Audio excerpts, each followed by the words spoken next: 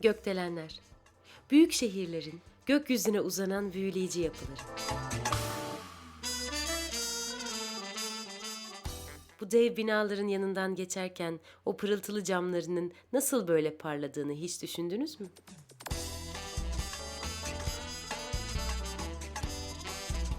Peki bu camları temizleyenlerin profesyonel dağcılar olduğunu biliyor muydunuz? İşte onlardan biri. Endüstriyel dağcılık alanında çalışan bir gizli kahraman. Şenol Demir. Merhaba, ben Şenol Demir. 1984 doğumluyum. 10. ayın 21'inde doğdum. Samsun Terme'de doğdum. Akbucak köyünde. Eski ismi Aşağıköy Bucağı Köyü.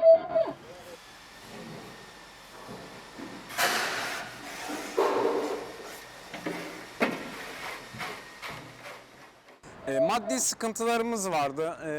Ortaokul ve liseyi okuyamadım. Daha çok ailem İmam Hatip okumamı istiyordu.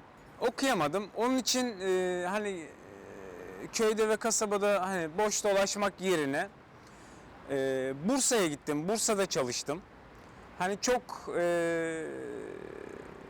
güzel bir işim olmadı açıkçası. İşte zaman geldi, sokaklardan kağıt toplayarak işte ekmeğimizi çıkarttık.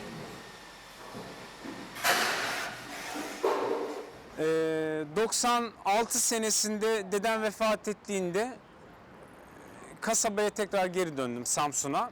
97 senesinde İstanbul'a geldik.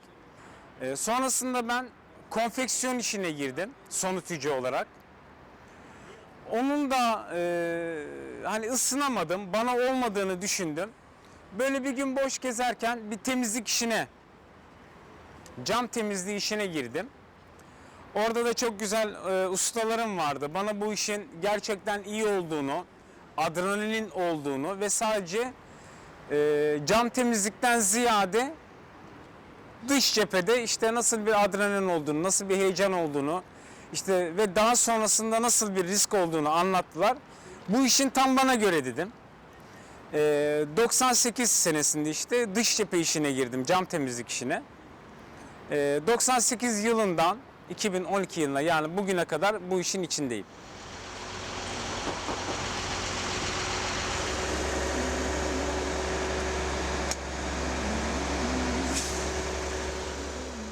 ...2008 yılında evlendim. Ağustos ayında.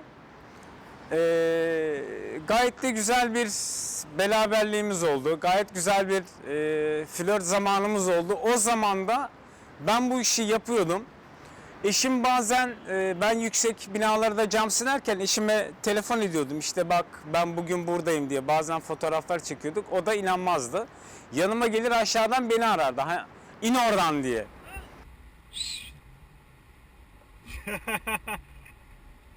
Gerçekten aşağıdan bakıldığı zaman çok yüksek. Ufacık bir binada bile olsa çok yüksek gözüküyor. Hep tereddütte kalırdı. Aşağı indiğim zaman fırça yerdim.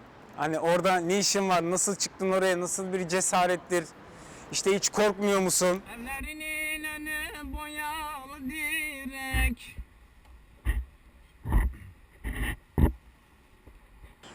Birkaç kez o da çıkmak istedi. Sanırım o zaman bir 25 katlı binanın dış cephesini siliyorduk. En fazla 6. kata kadar çıkabildi eşim. Sonrasında korkuyorum diyerek işte bu nasıl bir cesarettir diyerekten tekrar aşağı indik. Ben bu işe ilk iple tırmanışım şöyle oldu. Kayıştağ'ında bir apartmanın izolasyon işi yapılmıştı. İlk tırmanışım oydu. Aşağıdan yukarı tırman gayet de bayağı da bir zorluydu. 3 katlıydı. Dükkanla katlı 4 kat, işte birazcık da yüksekti. Onunla başladım. İlk yükseğe çıktığımda bayağı bir korktum. Ama sonrasında adrenalini yüksek. Bu işin tabii birkaç aşağıya inince tabii bizim işte yeri gördükçe sakinleşiyorsunuz. Yere yakın oldukça düşsem de bir şey olmaz, kolum bacağım kırılır misali. Sakinleşiyorsunuz. İlk o an aklıma gelen şuydu. Benim yapabileceğim iş bu.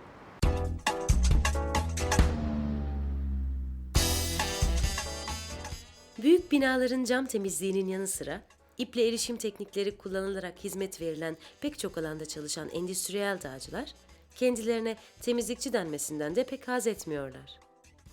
Dağcılığın bir kolu olarak gelişen bu sektörün dününü ve bugününü alanında uzman bir dağcı olan Fikret Rakıcı'dan dinledik. İple erişim teknikleri dünyada 80'leri soru 90'ları başında bir sektör olarak başlayan bir kol. 90'ların ortasında da iki sertifikasyon sistemiyle bu artık sabitlenmiş. SPRAT ve RATA isimli iki sertifikasyon sistemine dahil edilmiş. Türkiye'de ise endüstriyel dağcılığın bir sektör olarak başladığı, her ne kadar o zaman adı bilinmese de 2000'li yılların başında bir özel barajın açılışında 60 kişilik bir ekibin çalışmasıyla bu başladı. Yaklaşık 3 günlük bir ön çalışmayla açılış günü yapılan ip seremonisiyle bu sektörün aslında ilk temel taşı konmuş oldu.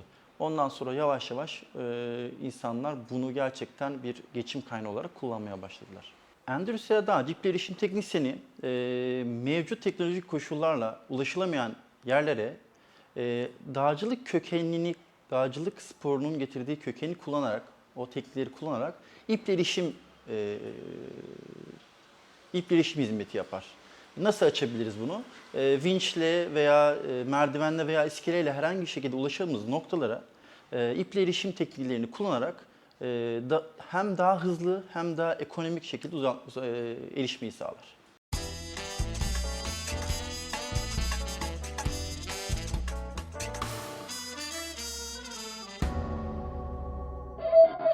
Endüstriyel dağcılar, iple erişim uzmanları, rüzgar türbinleri, yol kenarlarında taş düşmesini engelleyen grit, çelik ağlar, cam temizliği, inşaat sektöründeki emniyet ağlarının kurulması, inşaat sektöründe normal işçilerin erişemediği noktalarda çalışmak gibi hizmetlerde bulunurlar.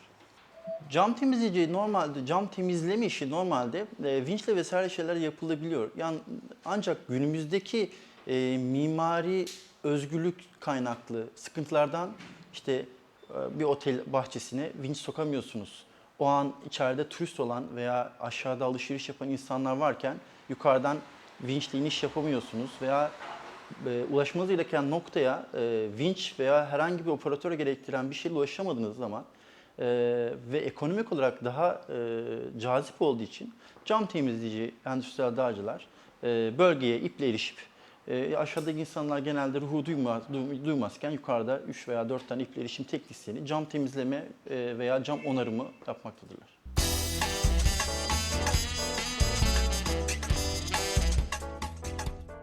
Pek çok meslek kolundan farklı olarak endüstriyel dağcılar çoğu zaman sorumluluğun tamamını üstlenmek durumundalar. Doğası gereği pek çok riski de beraberinde getiren bu meslek icra edilirken, var olan tehlikelerin en aza indirgenmesi için kişinin alması gereken pek çok önlem var. Bir iş aldığımızda örneğin bir firma beni çağırdığında dedi ki Şenol arkadaşımız burada ben bir plaza aldım. Burayı yarın temizleyeceğiz, yapacağız. Getiriyor, kapının önüne beni bırakıyor. Sadece o kadar. Ondan sonrası bütün sorumluluk, bütün risk, bütün her şey benim sorumluluğumda. Bütün malzemelerimi alıp yukarıya çıkıyorum. Hiç acele etmeksizin ben ipimi nereye bağlayabilirim? Yahut da yukarıda bağlanacak hiçbir şey yoksa bina sahibiyle yahut da bina yöneticileriyle görüşüp ben işte buraya dübel atabilir miyim, delik açabilir miyim yahut da bunu böyle yapabilir miyim diye sorduğumda çoğunlukla onay çıkmıyor. Kimse binasının zarar görmesini istemez.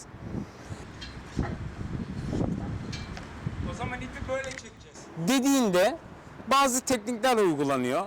Bu ne olabilir? Bir plazanın üzerinde asansör dairesi olabilir. İşte asansör merdiveninin bir alt katındaki bir yangın kapısı olabilir. İşte eğer ki uygunsa terasın yangın kapısı olabilir. Bunlardan destek alarak aşağı iniş yapılır. Kendi tehlikenizi sadece kendiniz yaratabilirsiniz. Demek istediğim şu. İpler statik ip yahut da kanyon ipi kullanılır. Endüstriyel temizlik işinde, dağcılık işinde. Bizim de kullandığımız bu. Önemli olan ipi bağlayacağımız noktaları gayet iyi belirlemek, sakin kafayla belirlemek. Gerekirse bir iş aldığımızda ya da bir şey yapacağımızda gerekirse bir gün önceden bunu belirlemek daha iyi olur. Hani sakin kafayla düşünmek daha iyi olur. Mesela eski binalar var biliyorsunuz. Bunlara bazen işte yukarıda ipi bağlayacağımız sağlam noktalar olmuyor. Mesafe ne kadar uzun olursa olsun, gerekirse bu 10 katlı da olabilir, işte 8 katlı da olabilir, 5 katlı da olabilir. Hiçbir şey yoksa ve bina sahibi diyebilir ki benim çatıda işte hiçbir duvarı delmeyin ya da hiçbir zarar istemiyorum dediği zaman binanın karşı tarafına halatlar atılıyor. Yani endüstriyel burada işe giriyor. Arka tarafta hiçbir şey yoksa bir tane arabaya bağlanıyor.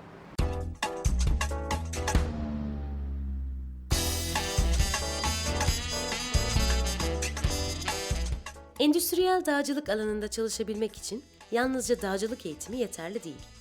Bunun yanında alınması gereken pek çok ek eğitim var. Bu eğitimlerde eğitmen olarak da görev alan Fikret Rakıcı, bize iple erişim tekniklerinin eğitim düzenini ve kullanılan malzemelerin özelliklerini anlattı. İple erişim dağcılık yaptıktan sonra direkt başlanabilecek bir sektör değil. Bunun da kendi içerisinde sertifikasyonları var. Türkiye'de henüz bunu sertifikasyona sığdırabilecek bir kuruluş yok. Ama dünya üzerinde 2 tane sertifikasyon sistemi var. Bunlar IRATA ve SPRAT. IRATA, SPRAT IRATA'yı tanıyan sertifikasyonlar. Level 1, Level 2, Level 3 olarak kademeleri var. Ve bu kademeler arasında 1000 saatle 500 saat arasında iple erişim de çalışmış olmanız gerekiyor ki bir sonraki kura geçebilirsiniz. Kişisel önlemlerden asla ödün veremediğimiz bir sektör. Kişisel koruma malzemeleri ve kişisel koruma ekipmanları tabiriyle KKE diye geçiyor. Kişisel koruma ekipmanları kullanıyoruz. Bunlar neler? Kask olmazsa olmazımız, demir veya kompozit malzemeli burunlu ayakkabı olmazsa olmazımız ve iple erişim söz konusu olduğu için full body dediğimiz bütün vücut saran emniyet kemeri olmazsa olmazımız. Normal dağcılıktan veya kaya tırmanışından her ne kadar o kökenli olsa da farklı malzemeler kullanıyorlar. Emniyet olarak çok daha üst seviyede malzemeler ve aslında bu iş için geliştirilmiş malzemeler. Mesela bu karabina dediğimiz kaya tırmanışında ve dağcılıkta kullanılan bir malzemedir. Ama kaya ve tırmanışında ve dağcılıkta bu alüminyum alaşımıdır. Kromoil denilen farklı alüminyum çelik kombinasyonlarıyla ortaya çıkan bir malzemedir. Bu doğa sporunda aslında bunda hafiflik söz konusuyken endüstriyel dağcılık girdiği zaman işin içerisine iple erişim girdiği zaman bu artık dayanım daha ön plana çıkıyor. Ağırlık olarak daha ağır oluyor ama aynı akranı malzemeden daha fazla çekeri oluyor. Mesela bu çok basit, otomatik kapalı bir karabina diye geçiyor. Ben bıraktığım zaman kilitleniyor. Ben yayını açıp çekmediğim sürece kendi kendine açılması mümkün değil. Bunun çekeri 3 ton. Yani normal şehir içinde kullanılan bir binek arabanın, 2 tane binek arabanın ağırlığını dinamik olarak çok daha rahat çekebilen bir şey. Statik yükleme yani yavaş yavaş yükleme yaptığınız zaman 4 veya 5 tane arabayı çok rahatlıkla kaldırabilecek bir malzeme. Ama aslında bir insanın bunu uygulayabildiği kuvvet maksimum 500-600 kilo, çok büyük yükler altında çok gerçekten ciddi bir düşüş yaparsa 500-600 kiloluk bir yük uyguluyor. Ama insan güvenliği ön planda olduğu için 3 tonluk maksimum bir çekeri var. Bunun dışında bahsettiğim doğa sporlarında iniş yaparken veya tırmanış yaparken tek ip vardır ve tek iple tırmanış yaparsınız. Bütün yükünüz, ana yük tek iptedir. Endüstriyel dağcılıkta iple erişimde ikinci bir backup ipiniz olması gerekiyor. İkinci bir emniyet ipiniz olması gerekiyor. Siz ana ip üzerinde işinizi yaparken bu ikinci emniyet ipi ana ip hattınıza herhangi bir şey olması durumunda devreye girip sizin asıl hayat hattınızı oluşturacak hattı oluşturuyor. Onun için de kullanılan birkaç tane malzeme var. Tek bir malzemeye bağımlı değiliz. Mesela böyle bir malzeme var. Bu backup diye bir malzeme. Bu normalde üzerinde herhangi bir yük yokken bunun varlığını hissetmezsiniz. Bu sizle birlikte yükselir, sizle birlikte iner. Sizin çalışmanızda herhangi bir etkide bulunmaz. Ama ana hattınızda herhangi bir şey olduğu zaman, ana hattan bağlantınız kesildiği zaman bu otomatik olarak kilitler ve hatta girer. Ve sizin yaşam hattına geçmenizi, başınıza bir iş gelmeden atlatmanızı sağlar. Çalışma mantıkları çok basit aslında malzemelerdir. Ama çekerleri çok yüksektir. Bunun dışında olmazsa olmazı iple erişim uzmanının iniş ve tırmanışta kullandığımız böyle bir aletimiz var. İsmi ID'dir. İpin üzerinde yüklü şekilde inip tırmanmamıza yarayan, ipi geçirdiğimiz ana bir merkezi olan ve tamamen sürtünme prensibine dayalı, çalışma prensibi olan bir malzemedir. İpi içine hapsedersiniz ve buradaki kumanda kolunu kaldırırsınız. Bununla istediğiniz hızda, istediğiniz noktada iniş ve duruş yapabilirsiniz. Bunlar tabii iple erişim uzmanının kullandığı malzemelerden sadece birkaç tanesi. Aslında parantez içinde çok daha fazla malzeme mevcut. Ama ana olmazsa olmaz kullandığımız malzemeler bunlar.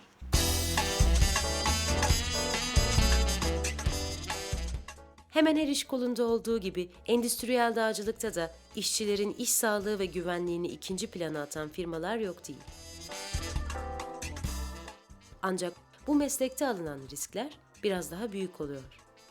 Şenol Demir, firmaların bu tutumundan oldukça şikayetçi. Bazı firmalara ve bizlere nazı geçen firmalara biz yövmiye ve takviye olarak gidiyoruz. Yalnız şöyle bir şey var. Bazen işte çalıştığımız firma diyor ki işte hani bu işte olumsuz etkiler de oluyor. Mesela bir kompozit düşünün. Kompozit çok fazla zedelenmiş. İşte asma iskelesi var ama sadece orada görüntü itibariyle duruyor. İşte halatları çok fazla zedelenmiş. İşte pardon, kompozitler çok fazla zedelenmiş. Bunlar bizim iplerimize zarar veriyor. Biz bunları firmaya söylediğimizde ya diyoruz ki işte bu kompozit bu şekildir ya da bu metal böyledir. Bu cam işte bu yüzey işte olumsuzdur dediğimizde işte iplerimiz zarar görür dediğimizde şöyle bir tepki alıyoruz. Yani ben senin malzemene karışmam. İşte ne bileyim kendi malzemeni kendin getirdin ve bütün sorumluluk senindir. İşte bütün malzemenin sorumluluğu senindir diye. Hani olumsuz şeylerle karşılaşıyoruz. Yani sözlerle karşılaşıyoruz. Yani kendi malzememizden kendimiz sorumluyuz ama bizim malzememiz çok basite alınabilecek. İşte hani dışarıdan sadece bir ip ya da sadece bir kemer ya da bir kask ne bileyim işte sadece bir işte indirici işte ring olarak gözüküyor ama biz sonuçta hayatımızı buna emanet ediyoruz. Onun için yani çok fazla dikkat etmemiz gerekiyor. Bazı olumsuz etkilerde işte malzemeler çarpma olasılığı da oluyor. Bizim malzemelerimize zarar gelmemesi gerekiyor. Çarpmamamız gerekiyor. Zarar geldiğinde hani bunu biz yetkililere söylesek ve pek göz ardı ediliyor. Yani umursamamazlık oluyor. Firmalardan işte tek şeyim bu olabilir. Hani birazcık daha yövmiyeye çağırdığı insanların malzemelerini birazcık daha hani kullanması, işte herhangi bir zararı karşılaması. Bizim içinden bu olacaktır.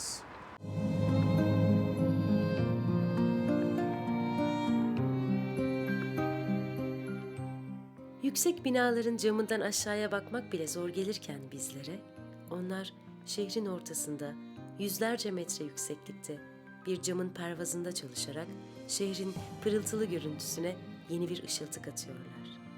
Onlar gökyüzüne en yakın yerlerde, zor şartlarda, ciddi riskler alarak çalışan ve belki de en çok bu risklere ve adrenalin duygusuna aşık olan gizli kahramanlar. Bir kere gerçekten çok yorucu bir iş. İnsanlar yukarıdan aşağı iniyorsunuz, ne olacak ki diye yorumluyorlar genelde. Mental olarak da fiziksel olarak da gerçekten yıpratıcı bir iş. Çünkü siz yukarıdayken veya şöyle söyleyeyim, bir marangozun elinden düşen bir tornavidanın veya düşen bir çekicin bir metreden yere düşüp ses çıkartmak dışında bir rahatsız edici yanı yoktur. Ama siz yukarıda çalışırken küçük bir tornavidayı bile düşürmeniz aşağıda birinin hayatına mal olabilir. Veya yaptığınız ufacık bir emniyet kontrolü sizin sakatlanmanız, hatta daha ileri şeyler olmasına neden olabilir. Aslında mental olarak da vücut olarak da yorucu. Devamlı vücudunuzu kullanıyorsunuz.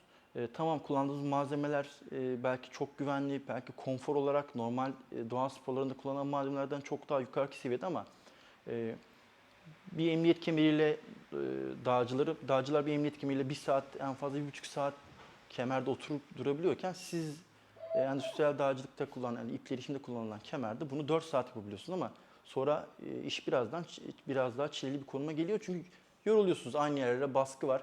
Bacaklarınız aynı baskı oluyor. Dolaşımda bir sorun olabiliyor. Dediğim gibi gerçekten fiziksel ve mental olarak yorucu bir meslek. İple erişim teknisyeni diğer işlerden biraz daha kendi içerisinde zor olduğu için siz sabahleyin evden gelip bir servis alıp gelip ofisinizin başına veya masanızın başına bırakmıyor. Biliyorsunuz ki sizi alan servis, evet, belki gelip sizi servis alıyor, ama o sizi götürüp bir kulenin dibine, bir rüzgar türbünün üstüne, bir binanın üstüne veya binanın altına bırakıyor. Diğer insanlar aşağıda yürürken yukarıda onların o yürümesini sağlayan, onların yaşamsal faaliyetlerini sürdürmesini sağlayan bir kahraman var. Onlar da endüstriyel dağcılar, iple erişim teknisyenleri.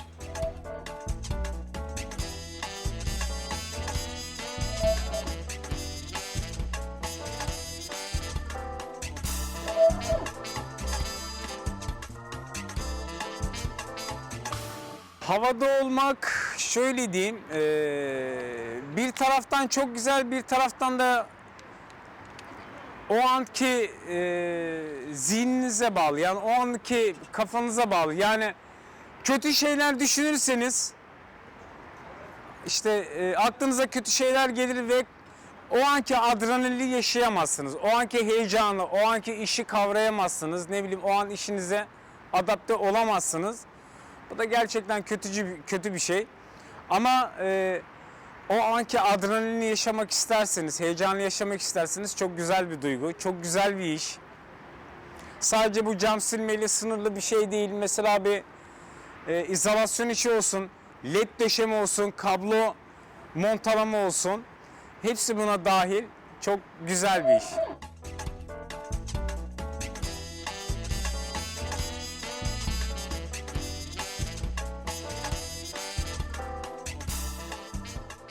Levent'te yüksek birkaç tane plaza var. Hep onlardan inmek istedim. Hani onların adrenalini daha yüksek olduğunu inanıyorum. Çok da yüksek plazalar. Dışarıdan insanlar şöyle diyeyim.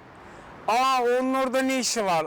İşte o oraya nasıl çıktı? Ya yazık, işte orada nasıl duruyor falan gibi tepkiler de alıyoruz. Aşağı indiğimizde ya helal olsun sana, oraya da nasıl çıktın gibi tepkiler alıyoruz. Bir taraftan da şöyle bir şey var. Mesela çoğunlukla işte yaşlı insanlar şöyle diyor. Ya diyor, şöyle yukarı bakarak konuşuyor. Kendi fikirlerini de söylüyorlar.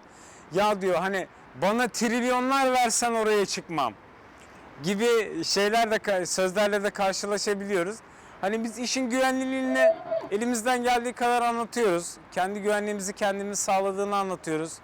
İşte malzemeyi çok mesela sıcakkanlı olan insanlara anlatıyoruz. İşte hani helal olsun deyip geçiyorlar, ama çoğu kişi de korkuyor. Özellikle dış cepheden aşağı inerken düşünün, bir ofiste bir bayan yahut da bir erkek çalışıyor.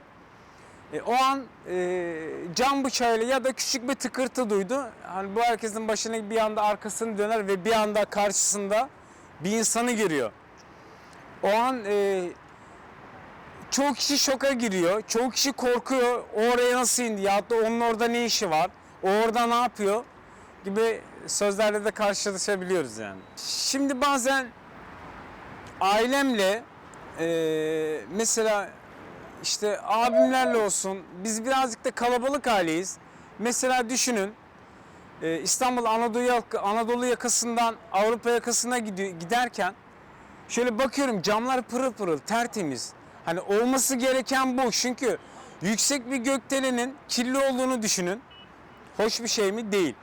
Parlak, ayna gibi olduğu zaman iç açıcı ve ben bir cam temizlikçisiyim. Bundan da gurur duyuyorum. Bunu yapan insanlar da kendilerinden gurur duyuyordur eminim. Bu işin de zor olmadığını da hani dışarıda gezen insanlar da muhakkak ki biliyordur. O parlak camı temizleyen kişiler inanın ki gizli kahramanlardır. Çünkü isimlerini bilmiyorsunuzdur. Düşünün ki aşağıdan geziyorsunuz, dolanıyorsunuz, yukarı bakıyorsunuz, işte cam siliniyor. O insanın ismini biliyor musunuz? Bilmiyorsunuz. İşte o gizli kahramandır.